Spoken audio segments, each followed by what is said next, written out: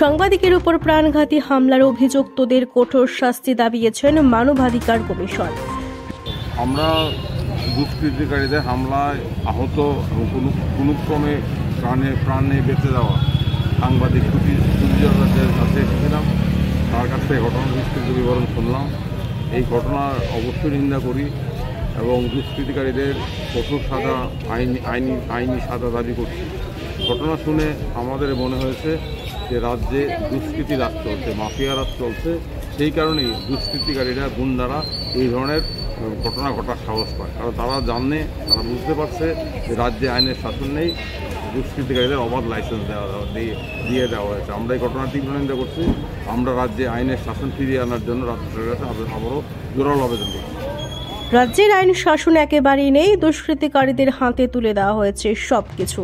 সাধারণ মানুষ থেকে শুরু করে সাংবাদিক কেউ সুরক্ষিত নয়। দুষ্কৃতিকারীদের হাতে আক্রান্ত সুজিতকে দেখতে যান মানবাধিকার কমিশনের প্রতিনিধি দলের নেতা আইনজীবী পুরুষোত্তম রায় বর্মন। পাশাপাশি তিনি এই ঘটনার তীব্র নিন্দা জানান। এই নিয়ে শুনুন পুরুষোত্তম রায় বর্মনের প্রতিক্রিয়া।